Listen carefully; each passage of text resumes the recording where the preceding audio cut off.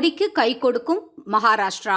இம்முறை 400 என்ற அதிரடி முழக்கத்தோடு களமிறங்கியுள்ள பாஜகவுக்கு உத்தரப்பிரதேசத்திற்கு அடுத்து மகாராஷ்டிரா மிக முக்கியமாக மாநிலமாக பார்க்கப்படுது. நாட்டிலேயே அதிக தொகுதிகளை கொண்ட மாநிலம் உத்தரப்பிரதேசம் என்பது அனைவருக்கும் தெரியும். அங்கே 2014இல் 70க்கும் மேற்பட்ட இடங்களில் பாஜக வென்றது.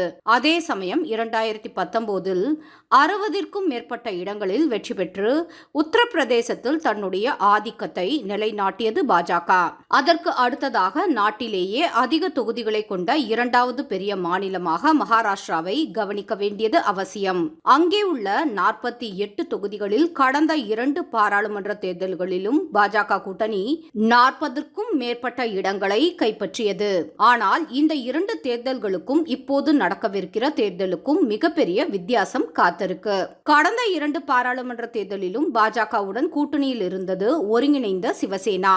ஆனால் இப்போது அதிகார பசி காரணமாக சிவசேனா இரண்டாக உடைந்து உள்ளது. மகாராஷ்டிராவில் நடந்த சட்டமன்ற தேர்தலில் மக்கள் என்னவோ பாஜக மற்றும் சிவசேனா கூட்டணிக்கு தான் ஒரு சேர வாக்களிச்சாங்க.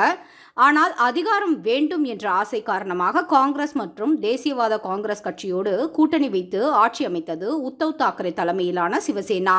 மக்கள் தீர்ப்புக்கு எதிரான அந்த முடிவை எதிர்த்து ஏக்நாத் ஷிண்டே தலைமையில் சிவசேனா இரண்டாக உடைந்தது. இப்போது பாஜக தலைமையிலான தேசிய ஜனநாயக கூட்டணியில் ஷிண்டே தலைமையிலான சிவசேனா அங்கம் வகிக்கிறது.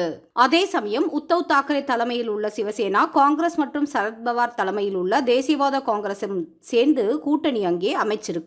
தேசியவாத காங்கிரஸ் கட்சியிலும் செங்குத்தான பிளவு நடந்துள்ளது. அங்கே அஜித் பவார் தனியாக பிரிந்து தேசிய ஜனநாயக கூட்டணியில இணைஞ்சிருக்காரு. நடந்துள்ள அரசியல் அதிரடிகளையும் கூட்டணி கணக்குகளையும் பார்க்கும்போது பாஜகவின் தேசிய ஜனநாயக கூட்டணிக்கு மீண்டும் ஒரு ஸ்வீப் கிடைக்கும் என்று எதிர்பார்க்கப்படுது. அங்கே பாஜகவுக்கு ஆதரவாக எந்த அளவு ஆதரவு அலை வீசுகிறது என்றால் சரத்பவாரின் மகளான சுப்ரியா சூலே அவர்களே தோல்வி அடையும் நிலையில் இருக்காரு. எதிர்க்கட்சிகளின் ஸ்டார் வேட்பாளர்களே தோல்வி அடையும் நிலையில் இருப்பதால் மீண்டும் 48 தொகுதிகளில் அசால்ட்டாக குறைந்தபட்சம் 40 தொகுதிகளை பாஜக கைப்பற்றிவிடும் என்றே எதிர்பார்க்கப்படுகிறது. ஆனால் பாஜகவோ சிந்தாம சிதறாம 48 தொகுதிகளையும் தட்டி தூக்க வேண்டும் என்று அசராமல் உழைத்துக் கொண்டிருக்கிறது.